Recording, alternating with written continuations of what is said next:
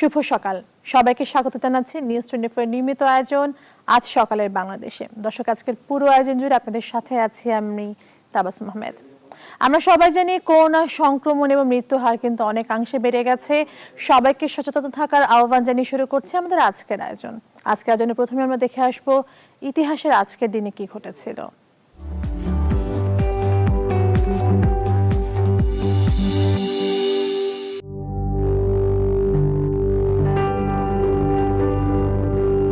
আজ সোমবার 19 জুলাই 2021, 4 শ্রাবণ 1428, 8 জিলহজ 1442 হিজরি।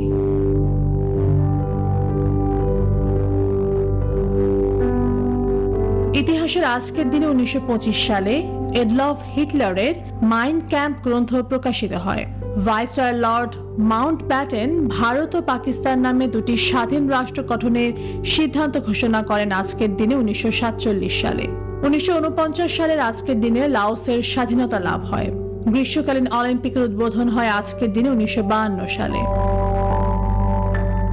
বিশিষ্ট বাঙালি কবি, নাট্যকার ও সঙ্গীত স্রষ্টা দ্বিজেন্দ্রলাল রায় জন্মগ্রহণ করেন আজকের দিনে 1863 সালে। 1899 সালের আজকের দিনে বাঙালি কথাসাহিত্যিক, নাট্যকার ও কবি বলাই চাঁদ মুখোপাধ্যায় জন্মগ্রহণ করেন। বাংলাদেশি লেখক, অনুবাদক, প্রকাশক এবং জনপ্রিয় মাসুদ রানা সিরিজের স্রষ্টা কাজী আনোয়ার হোসেন আজকের দিনে জন্মগ্রহণ করেন 1936 সালে। ইতিহাসে আজকের দিনে 1948 সালে বাংলাদেশি ঔপন্যাসিক, ছোট গল্পকার, নাট্যকার, গীতিকার, চিত্রনাট্যকার ও চলচ্চিত্র নির্মাতা হুমায়ুন আহমেদ মৃত্যুবরণ করেন। দর্শক, এই পর্যায়ে আমরা চলে যাব সংবাদপত্র পর্যালোচনায়। তবে তার আগে জেনে নেব ঢাকা থেকে এবং দেশের বাইরে থেকে প্রকাশিত কিছু সংবাদপত্রের প্রধান প্রধান শিরোনামগুলো।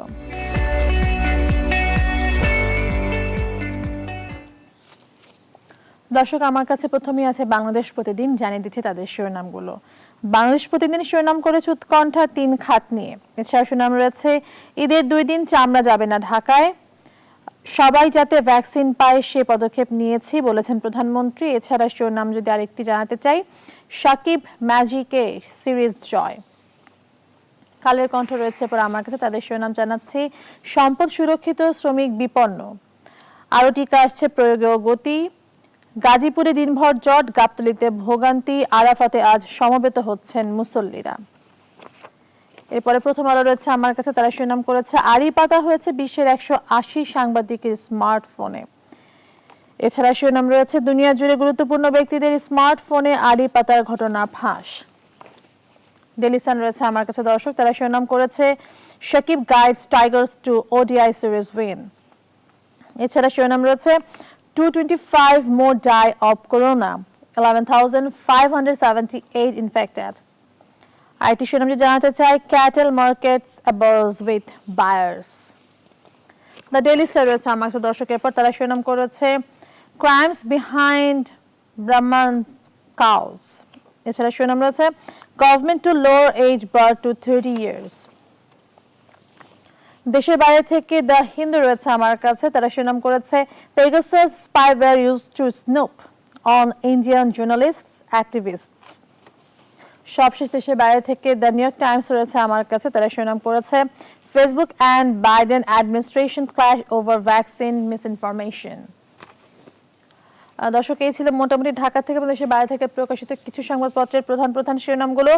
আমরা এবার চলে যাব আজকের পর্যালোচনায়। আমাদের সাথে আছে যুক্ত হয়েছেন অতিথি হিসেবে বঙ্গমাতা শেখ ফজিলাতুন্নেসা মুজিব বিজ্ঞান ও প্রযুক্তি বিশ্ববিদ্যালয়ের পরিকল্পনা ও উন্নয়ন বিভাগের বিশ্লেষক, নিরাপত্তা বিশ্লেষক এবং পরিচালক কর্নেল অবসরপ্রাপ্ত কাজী শরীফুদ্দিন। কাজী শরীফুদ্দিন, আপনাকে স্বাগত জানাচ্ছি আমাদের আজকের আয়োজনে। জি, আপনি নিশ্চয়ই শুনছিলেন আমি শিরোনামগুলো পড়ছিলাম। আসলে করোনা ছাড়া এই মুহূর্তে বেশি গুরুত্বপূর্ণ আর কিছু নেই, যেটারই প্রভাব পড়ছে করোনার কারণে পড়ছে। ঈদ সামনে, যার জন্য কিন্তু শিথিল করা হয়েছে ব্যবসার ক্ষেত্রে চিন্তা করে কিংবা বাড়িতে যাতায়াত করার ক্ষেত্রে চিন্তা করে। এবং যদি আমরা দেখি যে গত 24 ঘন্টায় যদি দেখি যে মৃত্যু সংখ্যা 225, তো এই যে শিথিল করার পরে 225 মৃত্যু সংখ্যা এবং এটার প্রভাব হয়তো পরে গিয়ে আরো বাড়তে পারে। কঠোরতা দেখা যাচ্ছে না ওইভাবে। তো যে স্বাস্থ্যবিধি মেনে শিথিল করা হচ্ছে, সেই স্বাস্থ্যবিধিকে আসলে কতটুকু পালন করা হচ্ছে আপনার কাছে মনে হয়? ধন্যবাদ। আজকের নিউজ 24 কে এই সমালোচিত যে ইম্পর্টেন্ট বিষয় নিয়ে আলোচনায় আমাকে আমন্ত্রণ জানানোর জন্য।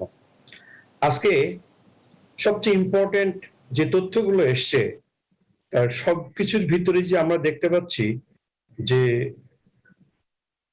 আজকের প্রতিদিন, প্রথম আলো, কালের কণ্ঠ, প্রত্যেকটা পত্রিকায় যে মাননীয় প্রধানমন্ত্রী বলেছেন যাতে সকলেই ভ্যাকসিন পায়।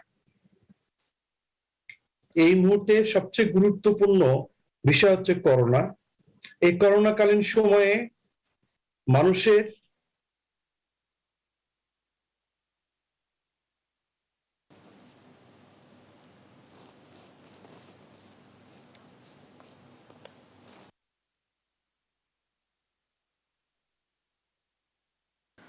দর্শক, যান্ত্রিক ত্রুটির কারণে আমাদেরকে পর্যালোচনা এখানে আপাতত শেষ করতে হচ্ছে। আমরা আবারও ফেরত আসবো, তার আগে আমরা আজকের আবহাওয়া সংবাদটা একটু জেনে আসি।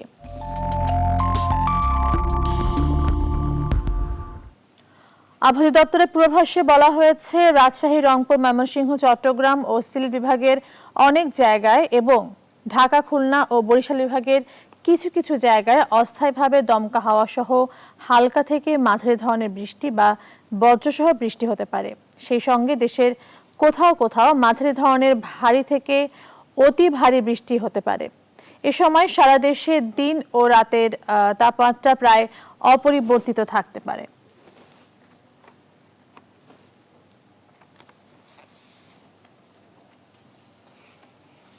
দর্শক, এবার জানিয়ে দিতে চাই আজকের বিভাগীয় শহরগুলোতে সর্বোচ্চ এবং সর্বনিম্ন তাপমাত্রা কত থাকতে পারে। দর্শক, আমরা প্রথমে জানতে চাই ঢাকা বিভাগের সর্বোচ্চ তাপমাত্রা এবং সর্বনিম্ন তাপমাত্রা কত থাকতে পারে। ঢাকা বিভাগীয় জেলাগুলোতে আজকে সর্বোচ্চ তাপমাত্রা থাকতে পারে 34.1 ডিগ্রি সেলসিয়াস এবং দিন শেষে সেই তাপমাত্রা নেমে আসতে পারে 27.5 ডিগ্রি সেলসিয়াসে।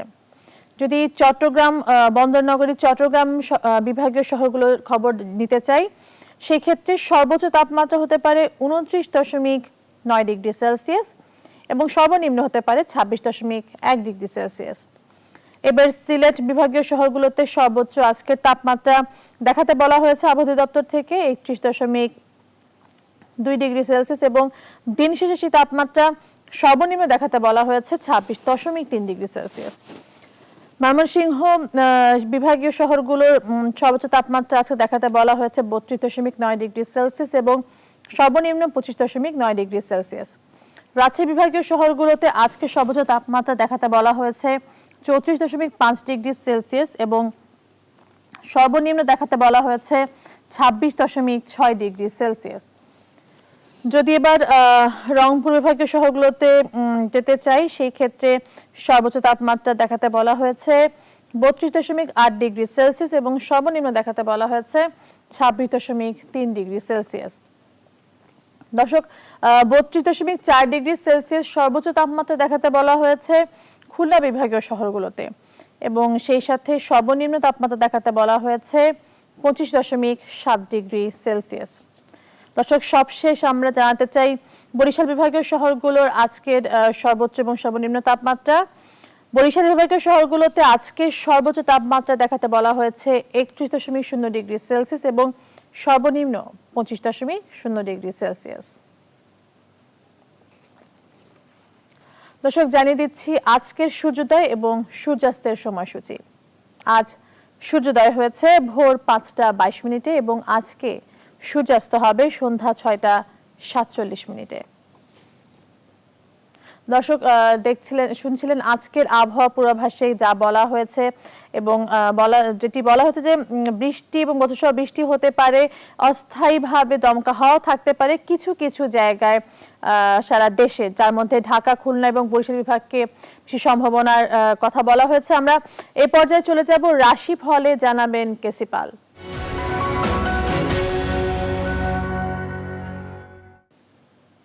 কেসি পাল, কি আছে আজকে রাশিফলে আমাদেরকে জানাবেন? অসংখ্য ধন্যবাদ। সেই সঙ্গে নিউজ 24 পক্ষ থেকে সকল দর্শকদের জন্য আন্তরিক শুভেচ্ছা ও অভিনন্দন। সর্বপ্রথম মেষ রাশির জাতক জাতিকা যারা আছেন তাদের জন্য আজকের দিনটিতে বিশেষ করে মৌজ ও মস্তিতে দিনটি অতিবাহিত করবেন। এমনকি গৃহবাড়ি অতিথি সমাগমে মুখর হয়ে থাকবে। দীর্ঘদিনের দাম্পত্য পারিবারিক কলহ বিবাদ কোনো বয়স্ক লোকের সহযোগিতায় মীমাংসা হবে। সেই সঙ্গে সন্তান সন্ততিদের সাফল্যে গৌরবান্বিত হবেন, এমনকি সপরিবারের কাছে থেকে ভ্রমণ করতে পারেন। এবার বৃষ রাশির জাতক জাতিকা যারা আছেন তাদের জন্য আজকের দিনটিতে শরীর স্বাস্থ্য বিশেষ ভালো না থাকায় কোনো কাজে মন বসবে না। সেই সঙ্গে শ্রমিক কর্মচারীরা সুযোগের সদ্ব্যবহার করতে পারে, এমনকি দুর্ঘটনা ও অপ্রীতিকর ঘটনা এড়াতে নিজেকে গুটিয়ে রাখতে হবে। কোনো প্রকারের রাগ জেদ হঠকারী সিদ্ধান্ত নেওয়া যাবে না, এমনকি অপরিচিত কাউকে আশ্রয় দেওয়া এবং আশ্রয় নেওয়া নির্বুদ্ধিতার পরিচয় বহন করতে পারে। এবার মিথুন রাশির জাতক জাতিকা যারা আছেন তাদের জন্য আজকের দিনটিতে পিতামাতার সাথে দীর্ঘদিনের মতানৈক্যের অবসান ঘটবে। সেই সঙ্গে শিক্ষার্থীদের মনোবল 10 গুণ চাঙ্গা হয়ে উঠবে, এমনকি শত্রু ও বিরোধী পক্ষের সকল পরিকল্পনা নস্যাৎ হবে। কর্ম ও ব্যবসা বাণিজ্যে লাগাতার উন্নতি করতে থাকায় মন আনন্দে নাচবে। এবার কর্কট রাশির জাতক জাতিকা যারা আছেন তাদের জন্য আজকের দিনটিতে বিশেষ করে দাম্পত্য সুখ শান্তি প্রতিষ্ঠা বজায় রাখতে জীবন সাথীর মতামতকে গুরুত্ব দিতে হবে। মনে রাখবেন, সংকটকালে বন্ধু বান্ধব আত্মীয় পরিজনেরা সহযোগিতার পরিবর্তে বরং দূরে থেকে মজা দেখতে পারে, কোনো রূপ সহযোগিতার হাত বাড়বে না। সেই সঙ্গে লম্বা দূরত্বের সফরে নিজের ড্রাইভ করা থেকে বিরত থাকতে হবে। অর্থকরী সতর্কতার সাথে নাড়াচাড়া করতে হবে। পথে কুড়িয়ে পাওয়া কোনো জিনিস তুলে আনায় বিপদ আপদ আপনাদের পিছু অনুসরণ করতে পারে। এবার সিংহ রাশির জাতক জাতিকা যারা আছেন তাদের জন্য আজকের দিনটিতে গৃহবাড়ি কোনো না কোনো মাঙ্গলিক অনুষ্ঠান অনুষ্ঠিত হওয়ায় সাজ সাজ রব রব করবে। এমনকি বিবাহযোগ্যরা বিবাহের পূর্ব প্রস্তুতি নিতে পারেন, অচিরেই বিবাহের ডাক পড়তে পারে। তাছাড়া সুনাম যশ প্রতিষ্ঠা উত্তরোত্তর বাড়তে থাকবে, এমনকি নেতৃত্ব প্রভুত্ব কর্তৃত্ব শ্রেষ্ঠত্বে মজবুত আসন পেতে সহযোগিতা করবে। তাছাড়া আপনার দান ধ্যানের হাত বাড়িয়ে দেবে। এবার কন্যা রাশির জাতক জাতিকা যারা আছেন তাদের জন্য আজকের দিনটিতে শূন্য পকেট পূর্ণ হবে, পাওনা টাকা আদায় হবে, এমনকি আটকে থাকা কাজ সচল হতে পারে। সেই সঙ্গে ব্যাংক ব্যালেন্স ফুলে ফেঁপে উঠবে, এমনকি ধার কর্য ও ঋণ মুক্তির পথ প্রশস্ত হবে। এক কথায় আপনাদের শ্রম মেধা প্রযুক্তি কৌশলের পরিপূর্ণ ফল প্রাপ্ত হবে। এবার তুলা রাশির জাতক জাতিকা যারা আছেন তাদের জন্য আজকের দিনটিতে মনোবল জনবল অর্থ বলের সাথে সাথে চতুর্দিক থেকে লাগাতার উন্নতি করতে থাকায় মন আনন্দে নাচবে। এমনকি বাড়ি অতিথি সমাগমে তো মুখর থাকবেই, সেই সঙ্গে সম্ভব হচ্ছে পরিবারের ছোট্ট নতুন মুখের আগমন ঘটতে পারে।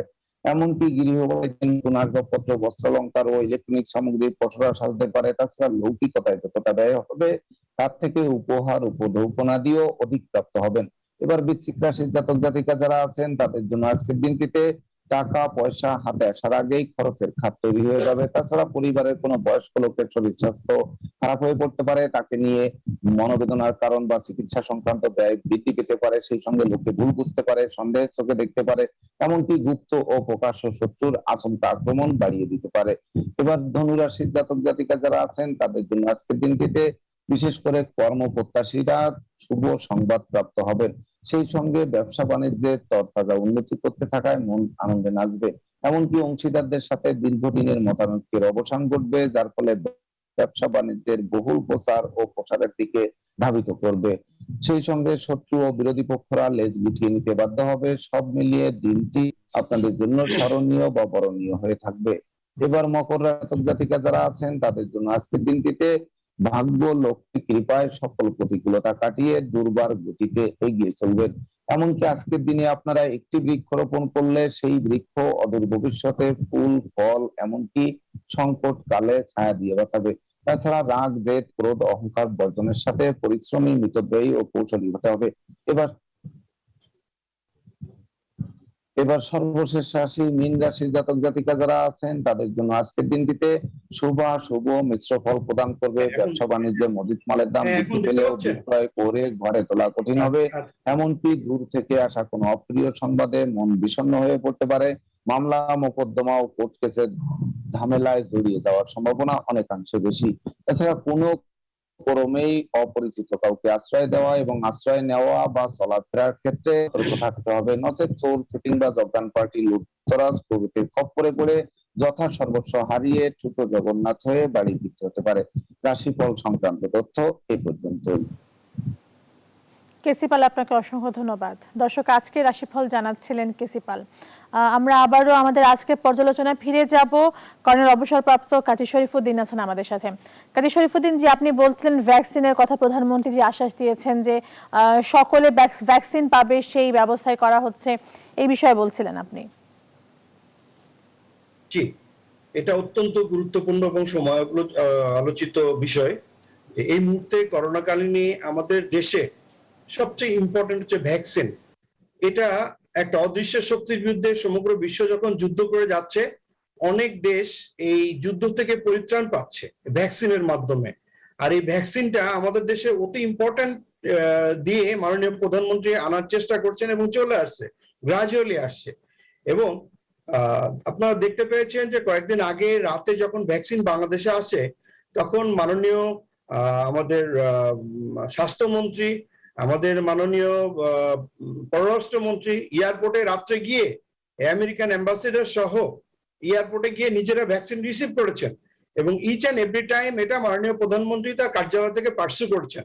এবং ওই দিন আমরা শুনতে পেয়েছি যে আমাদের মাননীয় পররাষ্ট্রমন্ত্রী বলেছেন যে আমাদের মাননীয় প্রধানমন্ত্রী বলেছেন যে প্রত্যেকটা নাগরিকের জন্য আমাদের ভ্যাকসিন অবশ্যই কনফার্ম করতে হবে, এটার জন্য অর্থ নিয়ে কোনো চিন্তা নাই।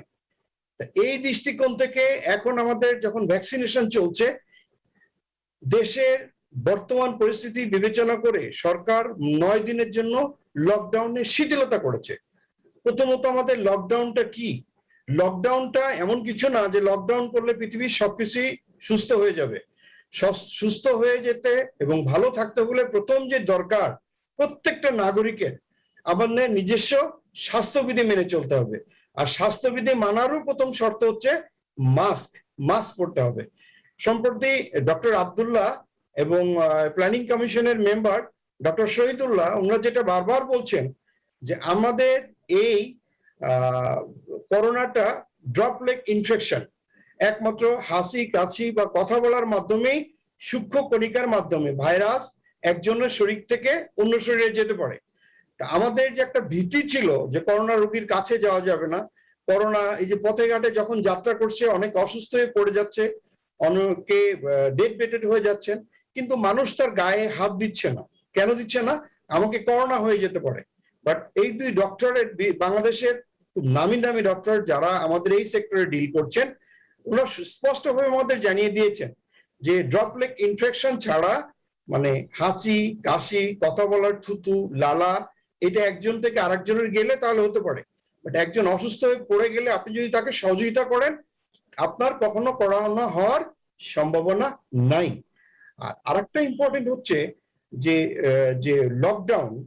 lockdown is a restriction policy for the usually due to specific risk and stay at home and stay in pitch।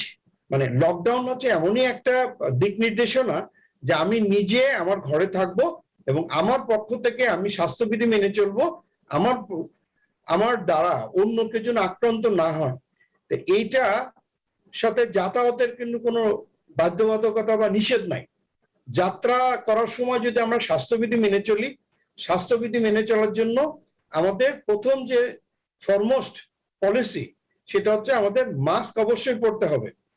যেটা আমি শুরু করেছিলাম বা বলেছিলাম যে গত 2 দিনে এই ঢাকা শহর থেকে 17 লক্ষ লোক ঢাকার বাইরে চলে গেছে।